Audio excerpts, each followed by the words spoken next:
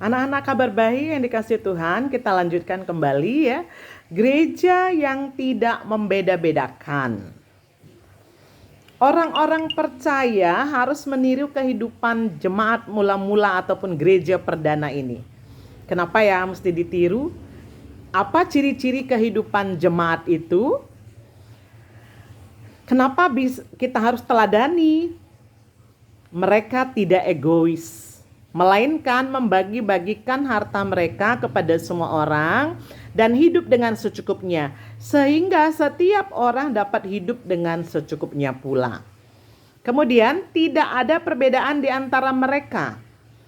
Orang yang dari kelas atas bergabung dengan mereka yang dari kelas bawah. Orang seperti Onesimus, seorang yang budak yang melarikan diri dari rumah tuannya, disapa sebagai anak atau buah hati oleh Rasul Paulus. Filemon itulah tuan dari Onesimus. Sekat-sekat yang memisahkan manusia berdasarkan ras, Yahudi, Yunani, kelas ataupun hamba dan seorang merdeka maupun jenis kelamin laki-laki dan perempuan kini dihapus oleh kasih Yesus Kristus yang mendamaikan kita semua. Galatia 3 ayat 28. Jadi tidak menghina dan melecehkan sesamanya berdasarkan perbedaan ras dan kelompok etis. Padahal kita semua ini adalah manusia ciptaan Tuhan yang sama. Jadi teladan yang harus kita terapkan juga tidak menjauhkan diri dari orang lain yang dianggap tidak setara ataupun sederajat dengan yang lainnya. Anak-anak ibu yang dikasihi Tuhan, kita lihat bagaimana gereja yang hidup di dunia ini ibarat air yang mengalir, segar, sehat, baik sekali untuk semuanya. Pendeta Dr. Martin Luther King Jr. dan dalam perjuangannya bagaimana? Perjuangan pendeta King dimulai ketika Rosa Parks mengalami diskriminasi, perbedaan karena ia menolak bangun dari tempat duduknya di bus. Dia sudah capek. Ya, dia tidak mau menyerahkan tempat duduknya kepada laki-laki kulit putih yang baru naik. Karena apa? Dia sangat lelah setelah bekerja seharian di sebuah toko. Karena itu ia tidak mau berdiri. Berdiri, tanya sang supir. Rosa Parks menatap dengan lurus pada wajahnya dan berkata, tidak. Kalau begitu, kata Black ya, supir itu, saya akan lapor ke polisi dan kamu akan ditahan. Dan Parks menjawab perlahan, silakan. Parks ditahan, memang ditahan dan denda $10. Hal ini kemudian memicu gerakan anti diskriminasi besar-besaran di seluruh Amerika Serikat. Pendeta Dr. Martin Luther King mengorganisasikan sebuah boykot busnya, kemudian menyebar di seluruh wilayah selatan Amerika Serikat. Selain itu, pendeta King juga menggerakkan gereja dan orang kulit hitam ya, digerakkan untuk melawan undang-undang yang menjadikan mereka bahwa mereka bukan warga negara. Maka pada tanggal 28 Agustus 1963, ia mengadakan Mars di Washington, sebuah unjuk rasa untuk menuntut hak-hak orang kulit hitam untuk pekerjaan dan kemerdekaan. Jadi unjuk rasa ini diikuti antara 200.000 sampai 250.000 orang, kebanyakan kulit hitam, tapi juga ada beberapa ribu orang yang kulit putih yang bersimpati dalam perjuangan mereka. Dalam Mars di Washington itu, pendeta King menyampaikan pidatonya yang sangat terkenal yang berjudul Aku Bermimpi. Dalam pidatonya itu antara lain dia mengatakan, aku bermimpi bahwa pada suatu hari kelak bangsa ini akan bangkit dan menjalani makna sejati keyakinannya. Kami menganggap kebenaran ini sudah terbukti dengan sendirinya bahwa semua orang diciptakan sederajat. Aku bermimpi bahwa suatu hari di bukit-bukit Georgia yang berwarna merah, anak-anak para bekas budak dan anak-anak para bekas pemilik budak dapat duduk bersama di meja persaudaraan. Aku bermimpi bahwa suatu hari kelak Bahkan bagian negara Mississippi, sebuah negara bagian dari gurun pasir yang terbakar dalam panasnya, ketidakadilan dan penindasan akan diubah menjadi kemerdekaan dan keadilan. Aku bermimpi bahwa keempat anakku suatu hari kelak tidak akan dinilai melalui warna kulit, melainkan oleh watak mereka. Aku bermimpi hari ini. Pidato King ini menjadi kekuatan yang sangat dahsyat. Di dalam pidatonya, berulang kali pendeta King mengutip bagian Alkitab yang menjadi sumber inspirasi perjuangannya. Pendeta Martin Luther King 1928 sampai 1968, seorang pendeta gereja baptis, seorang tokoh pejuang hak ajasi manusia dari Amerika Serikat. Ia berjuang untuk hak-hak orang kulit hitam yang tidak dianggap sebagai manusia yang setara dengan orang-orang kulit putih, karena mereka adalah keturunan Buddha. Jadi seorang yang dilahirkan dari pasangan campuran akan melahirkan keturunan yang dianggapnya cacat karena darah pasangan yang berkulit hitam. Ini yang disebut sebagai aturan setetes darah. Artinya bila ada setetes darah orang kulit hitam pada diri seseorang, maka hal itu akan membuatnya tidak layak digolongkan sebagai orang kulit putih. Orang kulit hitam dilarang masuk ke tempat-tempat umum, restoran. Ada juga gereja yang dikhususkan untuk orang kulit putih dan tidak boleh dimasuki oleh kulit hitam. Jadi bila naik bus, itulah yang terjadi pada Rosa Parks.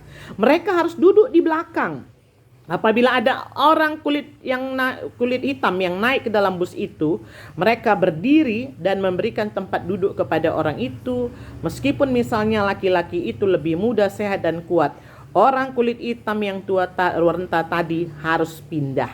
Wow, mengapa terjadi ya pemisahan dan diskriminasi seperti itu yang mestinya sudah dihapuskan oleh gereja perdana? Padahal sebagian besar orang Amerika Serikat itu beragama Kristen. Nah, anak-anak ibu yang dikasihi Tuhan, pidato pendeta King ini menjadi kekuatan yang sangat dahsyat. Di dalam pidatonya dia berulang kali mengutip bagian Alkitab menjadi sumber inspirasi perjuangannya, yaitu walaupun dia terancam rumahnya mau dibakar, dibunuh, beberapa kali dibom, orang membenci dia, namun King tetap di sini kita lihat bahwa dia berpegang pada prinsipnya untuk berjuang tanpa menggunakan kekerasan. Ia bertekad untuk menggunakan cara-cara damai agar orang kulit hitam itu memperoleh hak-hak mereka yang setara. Bagaimana pendeta King dapat memperoleh kekuatan yang begitu hebat? Ternyata hidupnya dia sangat tekun berdoa. Ini anak-anak ibu sebagai gereja, sebagai orangnya tekun berdoa. Beberapa doanya dapat dicantumkan di sini ya, ibu katakan, ibu ucapkan. Tuhan karuniailah kami kekuatan tubuh yang untuk terus berjuang demi kemerdekaan. Tuhan berikanlah kami kekuatan untuk tetap tidak menggunakan kekerasan, meskipun kami mungkin menghadapi maut. Nah, dalam sebuah doanya ini kita lihat juga ada doa yang lain. Dia katakan, Tuhan singkirkanlah segala kepahitan dari hatiku dan berikan aku kekuatan dan keberanian untuk menghadapi bencana apapun yang menimpa aku. Jadi prinsip anti kekerasan yang diberlakukan pendeta King didasarkan pada ajaran Tuhan Yesus yang mengatakan, janganlah kamu melawan orang yang berbuat jahat kepadamu, melainkan siapapun yang menampar pipi kananmu, berikanlah juga kepadanya pipi kirimu. Matius 5 ayat 39.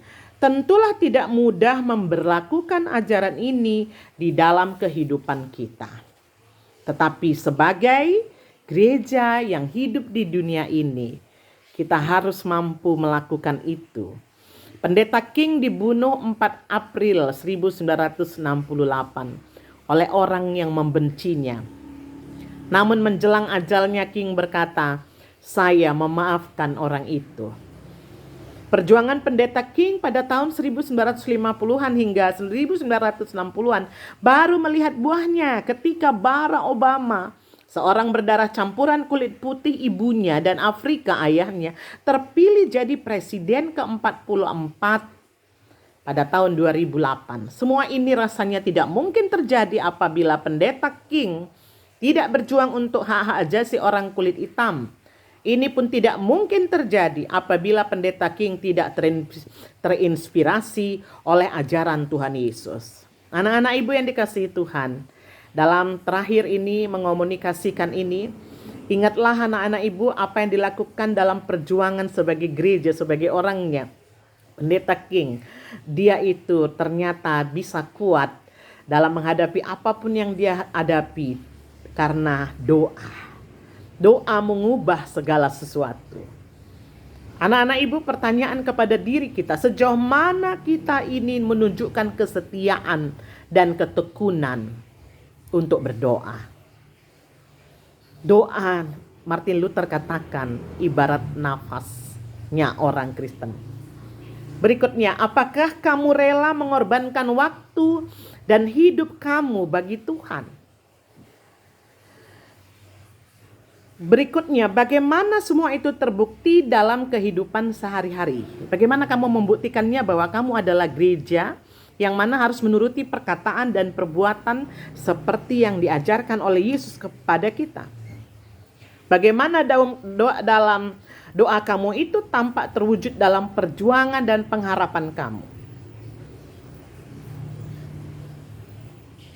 Renungkanlah apa arti kehadiran kita. Anak-anak, kabar baik, kabar sukacita. Apa makna kehadiran kita di tengah-tengah pergaulan, di sekolah, di gereja, di masyarakat, di keluarga? Apa makna kehadiran kita? Ya, bawalah kabar sukacita. Seperti yang telah diajarkan Yesus kepada kita, yaitu sukacita yang dibawa oleh Yesus Kristus ke dalam dunia, kepada sesama kita juga harus kita sampaikan. Doa orang benar bila didoakan dengan yakin besar kuasanya. Doa lahir dari iman. Iman berkuasa menyelamatkan. Dan terakhir, melayani. Kita akan sambung pada pembelajaran berikutnya. Melayani adalah diakonia, tugas gereja, menolong. Tolong menolong dengan sesama dalam persekutuan.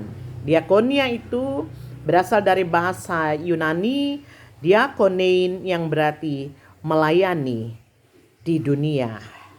Demikianlah anak-anak ibu yang dikasihi Tuhan, kabar baik firman Tuhan, pembelajaran gereja yang hidup di dunia ini. Ibu akhiri dengan berdoa bersama. Kita berdoa. Tuhan yang baik, terima kasih kalau saat ini juga kami telah belajar tentang gereja yang hidup di dunia ini. Bahwa sebagai gereja yang hidup di dunia ini, kami harus menunjukkan teladan yang Tuhan sudah berikan untuk mengasihi, untuk melayani, untuk mengampuni, dan juga melakukan doa terus-menerus sebagai kekuatan dalam kehidupan kami sebagai gereja.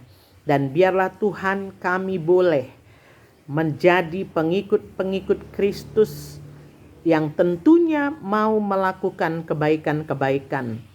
Dalam kehidupan kami boleh mewujudkan, menjalankan tugas gereja, yaitu bersekutu, bersaksi, dan melayani. Terima kasih Yesus, terima kasih Tuhan, berkatilah pembelajaran ini.